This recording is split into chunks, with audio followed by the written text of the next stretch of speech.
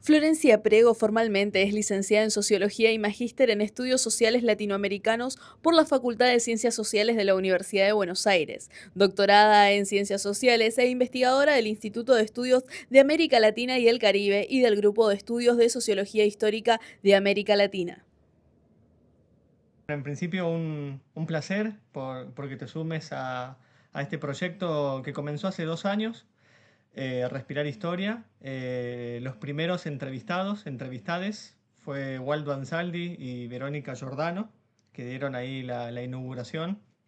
Y bueno, después mi idea es seguir, obviamente sumando con el grupo de GEYAL, del cual sigo muy de cerca las lecturas. Y ahí me interesó, bueno, poder realizarte la entrevista a vos, Flor.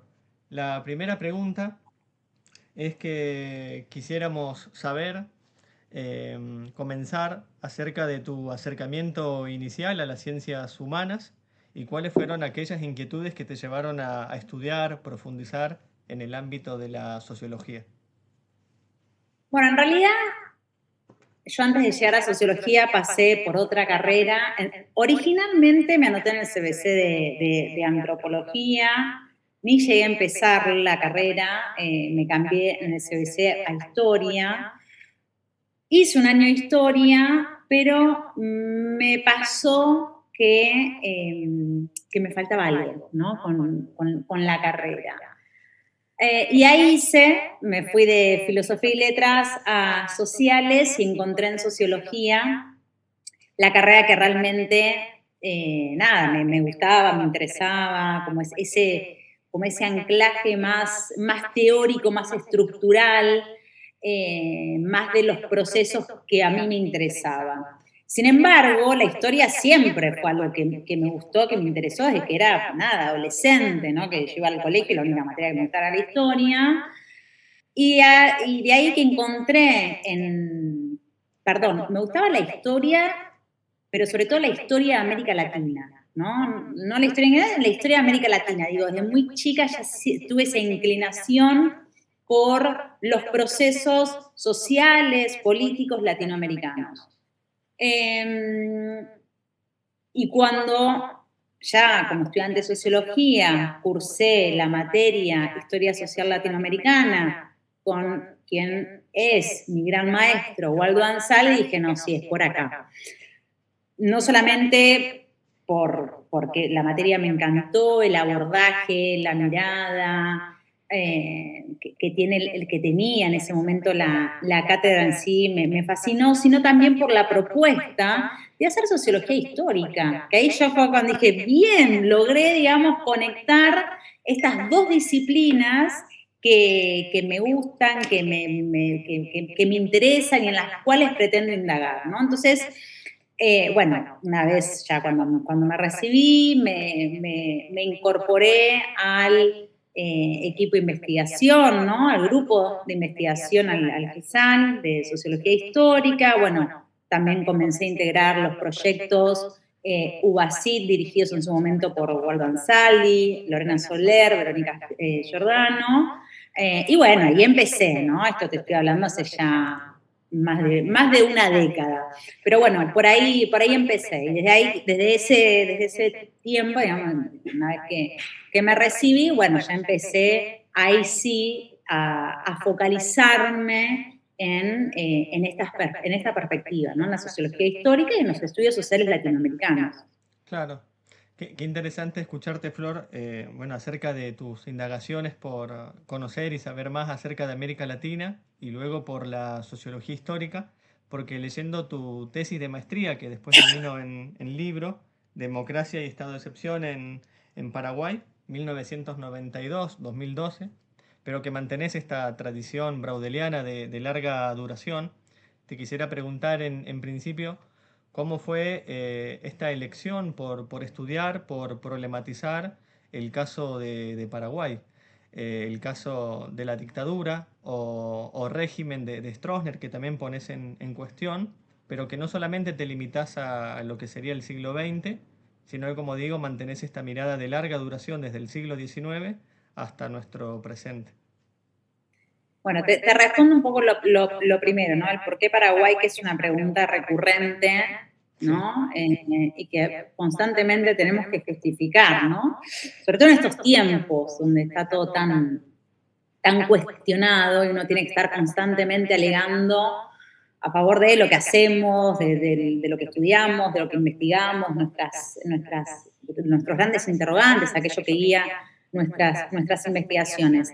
Como te decía, al momento que empecé a integrar el grupo de sociología histórica, en el equipo lo que hacemos es, y también anclados en esta perspectiva, son análisis comparados, ¿no? Siempre tratamos eh, de impulsar, ¿sí? de estimular estos análisis comparados. Y cuando no hacemos análisis comparados, sí tratamos de autoimponernos el desafío de estudiar un país que no sea el nuestro, ¿no? Para algo nos dedicamos a los estudios latinoamericanos, es decir, si yo hago estudios latinoamericanos y estudio Argentina, bueno, nada, es como, está bueno hacer Argentina con otros casos, no esta mirada comparada que te decía, sino ahí sí, si tomas un caso nacional, bueno, es distinto. A mí, Paraguay, digamos, me metí de lleno en este caso. Vengo trabajando hace muchísimos años con Lorena Soler, que es quien fue mi directora de tesis de maestría, es mi actual directora en el doctorado y es con quien vengo trabajando también hace muchísimos años, que tenemos también hemos escrito unos cuantos artículos juntas, bueno, nos hemos presentado en distintos congresos, jornadas, etcétera. Pero digo, ella estudia Paraguay, ¿no? Ella siempre miró mucho Paraguay, estudió, es una gran paraguayóloga. Y yo encontré en Paraguay, a mí me pasó a la inversa, yo tenía un problema y encontré en Paraguay como el caso, si se quiere, ¿no? A mí me interesaba en esto que recién decías vos, si yo voy a mis orígenes y a mis primeros escalofríos epistemológicos, digo, bueno, para mí siempre fue la dictadura, la violencia política, es decir, tenía como esos grandes problemas en la cabeza, que, dicho así en abstracto, obviamente es el mundo y sus adyacencias. Ahora bien, me interesó mucho, o particularmente, el caso de Paraguay, y más precisamente el régimen estronista, porque pude avisorar ahí un caso díscolo, si se quiere, o una especificidad para pensarlo en forma comparada con lo que fueron las otras dictaduras del Cono Sur, ¿no? A ver, cuando defino el régimen estronista, lo defino como un régimen autoritario. Y esto no es porque no haya sido una dictadura, efectivamente lo fue, sino porque creo que pensarlo así es quizás la salida no más cómoda, porque tampoco es la palabra, pero bueno, quizás la más inmediata. No es inexacta para nada, pero creo que obtura la posibilidad o el desafío de pensar la complejidad que tuvo el estronismo en su totalidad, que es esta combinación entre lógicas y dinámicas de la democracia liberal con prácticas autoritarias, ¿no? Es decir, por un lado, un régimen autoritario en el que regió el estado de sitio de forma casi permanente, donde hubo represión, donde hubo persecución, donde hubo muertes, exilios, presos políticos, etcétera, pero que sin embargo se combinaba o convivía con elecciones, es decir, Stroessner se presentó 8 veces a elecciones, podemos hablar después, obviamente, con partidos proscriptos, partidos políticos proscriptos, sin lugar a duda, pero digo, mantenía esa fachada democrática, ¿no? Se amparaba en la Constitución, ¿no? Y cuando esa Constitución, la Constitución del 40, no le sirvió más, la reformó. Dijo, bueno, y cuando la Constitución del 67, que él mismo reformó, no le sirvió más porque le impedía ser reelecto, digamos, hizo una enmienda por la reelección indefinida, pero digo, siempre como que respetó, ¿sí? esos estatutos de la democracia liberal.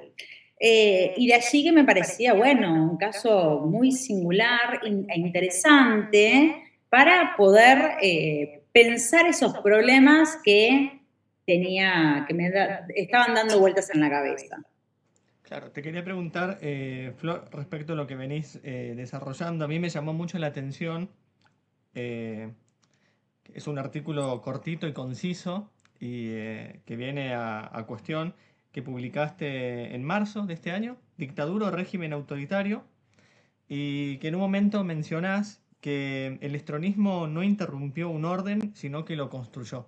Y ahí me pareció formidable como esa proposición, si se quiere, para poder pensar esta manera que vos estabas diciendo de cómo fue que Stroessner o el régimen estableció esta relación entre el Estado, el derecho y la sociedad. Sí, esa fue una nota de opinión que se da en el marco de un debate que se dio entre colegas paraguayos a partir de una declaración de un queridísimo compañero que dijo, bueno, Stroessner fue un presidente constitucional. Bueno, ahí está una discusión, no fue un presidente constitucional, fue un dictador. Un debate interesantísimo para quienes venimos trabajando y analizando y pensando el estronismo. Yo no tengo duda que Stroessner construyó y consolidó un orden. Digo, hay que pensar la forma, el esquema de dominación, ¿no?, que tejió el estronismo, ¿no? Esta tríada entre, por un lado, las Fuerzas Armadas, el Estado y el partido. Y ahí me voy a la mirada de larga duración, apelando a la sociología histórica, Gardel y a estas temporalidades múltiples, que es la centralidad que siempre tuvieron los partidos políticos en Paraguay desde 1887, cuando se fundó el Partido Colorado y el Partido Liberal, ¿no? Eso es un elemento de larga duración en la historia política paraguaya. Entonces, la singularidad también del esquema de dominación del estronismo es que se da un proceso de partidización del Estado, de partidización de las Fuerzas Armadas, es decir, los miembros de las Fuerzas Armadas tenían que afiliarse al Partido Colorado, para que te des una idea, ¿no?, el nivel de partidización. Y a su vez de militarización del partido. Entonces creo que ese esquema de dominación que construyó el estronismo en base a esta tríada que recién te mencionaba, que combinó estas lógicas que te decía antes, entre las lógicas autoritarias y las lógicas democráticas, entre comillas, bueno, digo, es lo que motivan a pensar lo que te decía recién, a pensarlo más allá, ¿no?, de una dictadura, y a pensar también cómo se construyó ese orden, un orden que se sostuvo durante 35 años, ¿no? Digo, no es menor, 35 años de estronismo. Sí, bastante larga el régimen. Flor, también en tu último, bueno, en tu libro de la tesis de maestría, hay una categoría analítica que atraviesa justamente todo tu desarrollo, que es el estado de excepción. Y de allí quisiera preguntarte cómo funcionó el estado de excepción como una herramienta, si fue para proteger la democracia o como un mecanismo para administrar conflictos sociales, políticos, sin transformar las estructuras de poder. Sí, en realidad a mí lo que me interesó es pensar el estado de excepción como, o sea, es una figura constitucional el estado de excepción. Quiero partir de esa base, porque, a ver, mi objetivo, digamos, en la tesis de maestría fue pensar, bueno, cómo se construyó el orden post-Stroessner, ¿no? ¿Qué pasó una vez que se lo derroca Stroessner? Que también el proceso de derrocamiento de Stroessner es bien interesante. Pero digo, bueno, ¿qué pasó? Bueno, la reforma constitucional fue el pacto democrático por excelencia en Paraguay. Es decir, no había proceso de transición posible o transición a la democracia posible si no se llevaba a cabo esa reforma en la Constitución, porque la Constitución era la Constitución heredada de Stroessner. El estado de excepción viene a reemplazar la figura del estado de sitio, ¿sí? La figura del estado de sitio, que, como te decía antes, durante el estronismo rigió de forma casi permanente. Bueno, la reforma de la Constitución del 92 la modifica. En un intento, lo que tiene un poco, y acá, perdón que me detengo bastante en la reforma de la Constitución, porque creo que es central, el espíritu de la reforma de la Constitución del 92 era restablecer o establecer un nuevo orden al interior de los poderes del Estado. Es decir, se venía con la Constitución del 67, que por supuesto una constitución legada por Stroessner, por ende el Poder Ejecutivo tenía muchísimas atribuciones, muchísimas facultades, en detrimento de los otros poderes del Estado. La reforma constitucional del 92 lo que busca es tratar de generar mecanismos para controlar ese poder que tenía el Ejecutivo. Entonces, termina generando un nuevo desequilibrio al interior de los poderes del Estado, porque en aras de, como te decía antes, quitarle atribuciones, facultades al Poder Ejecutivo para evitar extralimitaciones y creyendo que así, de esa forma, se iba a evitar la repetición, ¿no?, de regímenes autoritarios, bueno, termina delegando o desplazándose toda esa cantidad de facultades al Ejecutivo, ¿no? Esto que Lorena Soler plantea como la ingenuidad de la apertura democrática, ¿no? Pensando que así se iba a evitar la repetición de gobiernos autoritarios. El estado de sitio es una de esas figuras que justamente vienen a responder a esa memoria histórica tan reciente, ese pasado autoritario. Porque el estado es la reformulación del estado de sitio. Y es interesante porque el estado de excepción, a diferencia del estado de sitio, que el estado de sitio estronista obviamente solo podía ser declarado por el Poder Ejecutivo, bueno, el estado de excepción introduce el control parlamentario, ¿no? El estado de excepción, a partir del 92, de la reforma constitucional, puede ser aplicado o declarado tanto por el Poder Ejecutivo como por el Poder Legislativo. Y en el caso de que lo declare el Poder Ejecutivo, tiene que pasar sí o sí por el Congreso para que dé su aval, ¿sí? Entonces, yo tomo esa figura porque me parecía interesante por lo que implicaba en términos simbólicos para la democracia, para la transición, una figura como la del estado de excepción, por lo que venía a reponer, ¿no?, después del régimen estronista, y sobre todo para ver, digamos, cómo se fue aplicando, porque más allá de, que es un poco lo que hacemos, lo que intentamos hacer de la sociología histórica, es decir, es una figura constitucional, por supuesto. De hecho, yo para mi tesis de doctorado estoy trabajando también con dos más, con el juicio político, con la previsión de la reelección presidencial. Es decir, son figuras, son mecanismos constitucionales. Ahora, a mí lo que me interesa ver, porque hago sociología, es ver cómo se aplican esos mecanismos. Es decir, no me interesa ver o analizar legalidades en abstracto, sino ver cómo eso se aplica, en qué contextos se aplican, con qué espíritu, ¿no?, qué consistencia tiene esa aplicación y en qué contexto, ¿sí?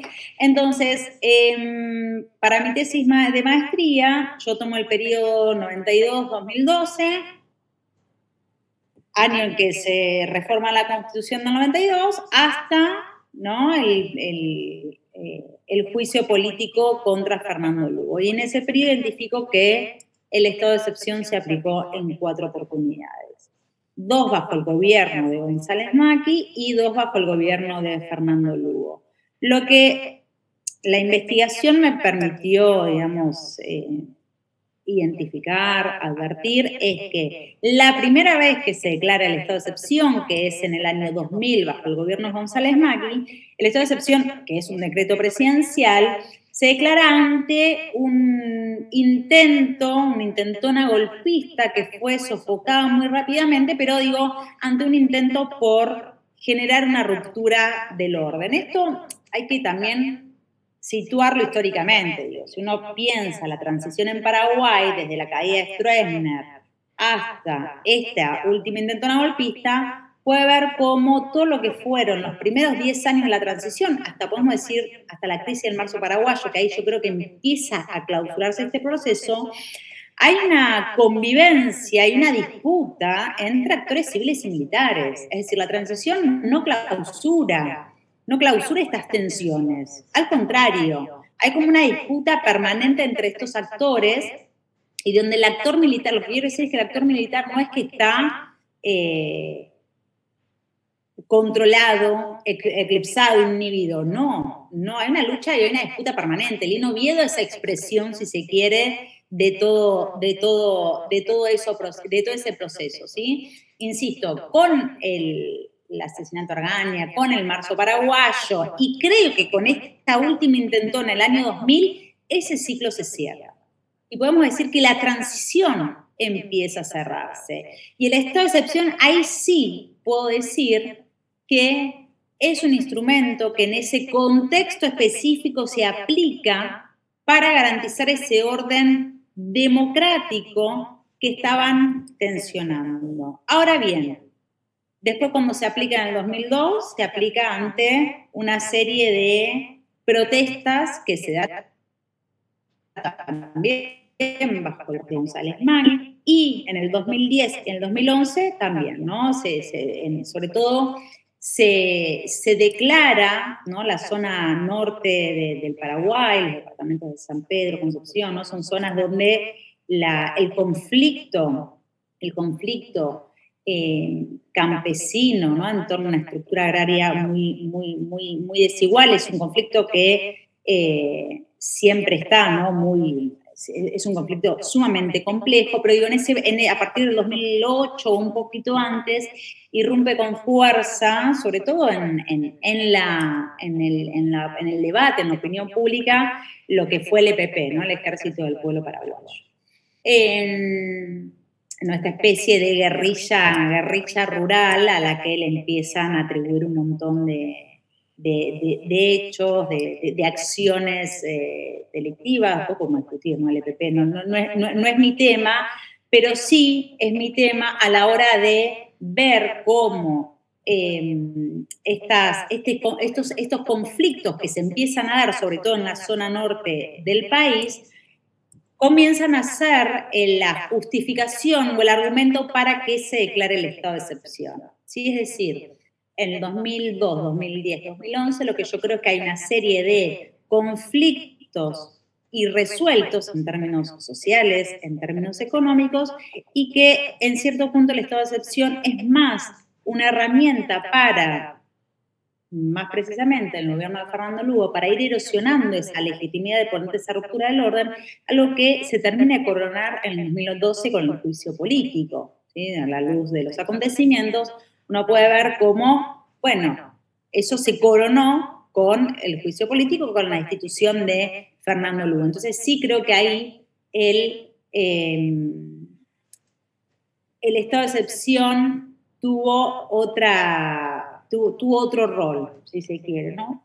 Pero digo, esto viene a colación también un poco de pensar lo que te decía antes, ¿no? De no pensar las figuras constitucionales en abstracto, sino pensarlas cómo interviene, cómo combinás, o por lo menos a lo que a mí me interesa, figuras constitucionales con crisis políticas, ¿no? Porque claramente son eso, son momentos de crisis, son momentos de conflicto. Bueno, ¿y cómo interviene? Es pensar el uso estratégico de las figuras constitucionales, a eso voy. Porque no dejan de ser herramientas o mecanismos que se apoderan o que utilizan las élites político-partidarias, por sobre todas las cosas, y que muchas veces, ¿no?, se alejan de ese espíritu original que tuvo esa figura. No sé si me explico, ¿no? Algo similar pasa con el juicio político. Bueno, el juicio político se supone que era para controlar, regular al distinto poder, pero sobre todo al poder ejecutivo, ¿no? Para evitar, bueno, que haya mal funcionamiento o debido funcionamiento del deber público, lo que sea. Bueno, sí. Desde el 92 en adelante, la realidad es que el juicio político fue más una carta de extorsión, ¿no?, y de condicionamiento por parte de los partidos y del poder legislativo hacia el poder ejecutivo, que un mecanismo de control presidencial, por ejemplo, ¿no? Bueno, ahí digamos, mi interés está justamente en poder ver eso, en el uso estratégico que se le da a estos mecanismos constitucionales. Genial, Flor. Me has dejado pensando en otras cuestiones que no estaban en las preguntas originales, pero la cultura política que se construye también en Paraguay, ¿no?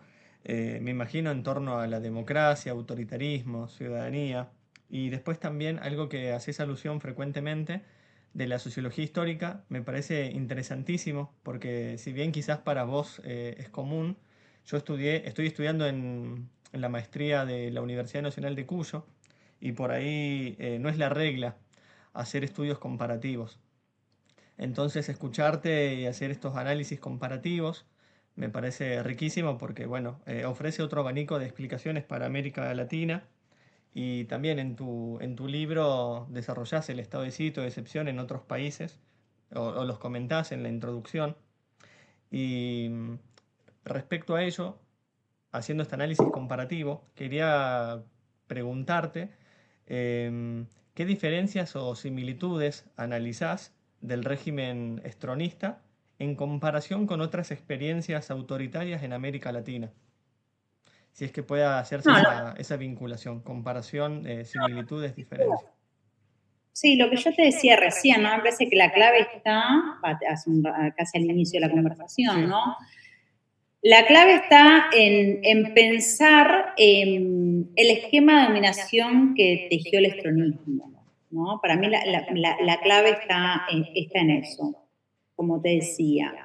Unas fuerzas armadas partidizadas, un Estado partidizado, un proceso de militarización al mismo tiempo de ese partido. Estamos hablando del Partido Colorado, ¿no? Que fíjate que también siguió siendo el partido de la transición, y hasta que no se produjo, digamos, la victoria electoral de Fernando Lugo, siguió siendo, ¿no?, el partido de gobierno. Post caída de Lugo, bueno, obviamente en ese momento lo sucedió Franco, que era liberal, pero por una cuestión de sucesión presidencial, pero después volvió el Partido Colorado a la elección de gobierno. Digo, para pensar la centralidad, que esto también te lo decía antes, ¿no?, como un factor de larga duración de los partidos.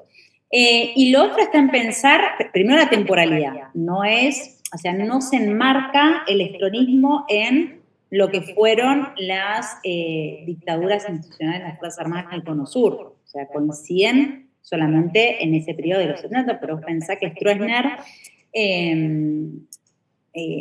asciende en el 54, del 54 al 89, ¿sí? Y en ese esquema de dominación, que también, insisto, es díscolo respecto a sus pares del Cono Sur, está esta hibridación, esta combinación entre las lógicas de las prácticas autoritarias con las lógicas de la democracia liberal, ¿no? Me parece que ahí está la clave,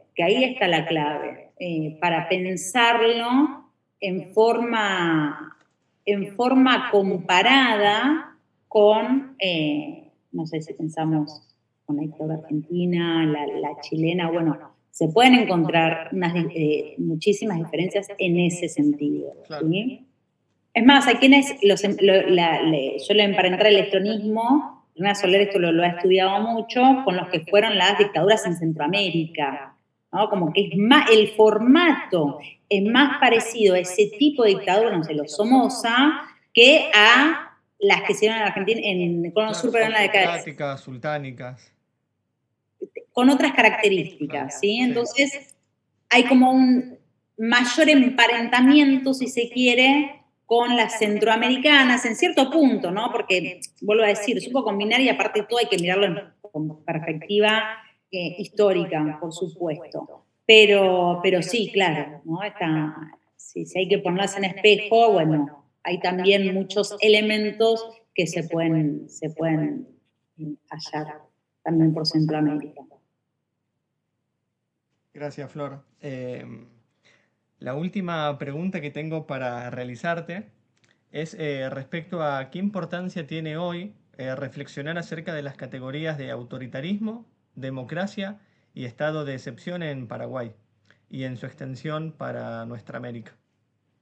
Muchísima. O sea, no solamente para Paraguay, ahí ya me salgo un poco del corset. Sí, Bueno, sin duda alguna, estamos transitando una crisis de la democracia, ¿no? Por supuesto, no es la primera, o sea, no es la primera vez que podemos hablar de una crisis de la democracia, ni mucho menos, pero me parece que son tiempos donde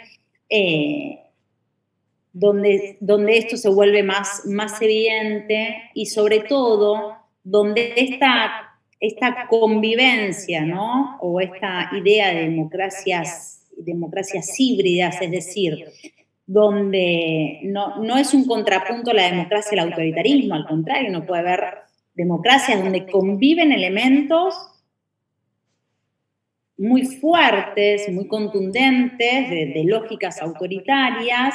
Bueno, es un poco lo que está sucediendo ahora, sobre todo con la erupción de estos gobiernos de derechas radicales o de extremas derechas, donde la democracia ya incluso hasta deja de ser como un valor, ¿no? Donde ya ni siquiera se cuidan esos pactos democráticos más elementales. Yo creo que es un poco lo que estamos transitando hoy en día y que se está evidenciando, insisto, ¿no? Que no son elementos excluyentes de la democracia del autoritarismo, al contrario, pueden convivir una democracia con estos factores, con estos componentes, donde empiezan a primar al interior de las mismas democracias factores mucho más o dinámicas más autoritarias que democráticas, ¿no? Como lo estamos viendo, creo yo, hoy en día con muchos de estos gobiernos que hay en América Latina, donde ya ni siquiera digo, ¿no? Venimos debatiendo hace un tiempo la idea de la democracia liberal, ¿no? Digo, más allá que son democracias las que se instalaron en América Latina después de las dictaduras, ¿no? Esta tercera ola de las democracias que se da en el mundo y en América Latina en particular, donde decíamos, bueno, debatamos, pasamos años debatiendo, bueno, qué tipo de democracias, son democracias capitalistas, que vienen a sostener, no son democracia de clase, bueno, todo eso ya lo hemos discutido, pero digo, se trataba de sostener las lógicas y las prácticas liberales. Bueno, hoy hasta eso mismo me parece que se está poniendo en cuestión, hasta lo más elemental de las democracias, que es el carácter liberal de las mismas, ¿no? Entonces, bueno, de ahí que quizás el elemento autoritario empieza a ser cada vez más claro y contundente en relación a lo que se venía viendo con gobiernos de derecha, que también existieron, no es que sean una novedad, pero me parece que sí, este es un fenómeno completamente novedoso en ese sentido. Claro. Bueno, genial, Flor. Sé que has estado investigando acerca de las derechas también. Sí, claro. Sí, hace Varios muchos artículos, pero Sí, bueno, hace muchos años dentro del proyecto de investigación, digamos, los grupos colectivos de investigación que integro, venimos estudiando las derechas, así que, bueno, hoy en día tenemos más materia prima que nunca, podrás imaginarte. sí, me imagino. Así Pero que bueno, bueno, también digo, no es lo mismo, no ha sido, nada, es lo mismo, por supuesto, pero digo, no es lo mismo pensar lo que fue una derecha más tradicional o conservadora, ¿no? Como la que fue en Argentina con la Alianza Cambiemos, a lo que es hoy una libertad avanza, ¿no? claro. En todos los sentidos, en términos políticos, económicos, simbólicos, en todas sus dimensiones. Sí, me imagino que hay mucho para analizar acerca de esa tradición política y lo que ha cambiado o no del siglo pasado hasta ahora. Y bueno, seguramente para otra futura entrevista sea interrogantes acerca de cómo pensar las derechas, Flor. Te agradezco mucho tu tiempo. Así que bueno, un placer, Flor. Gracias por la Dale, calidez humana. gracias a vos por el espacio. Dale, un fuerte abrazo. Un Chao. abrazo, chau, chau.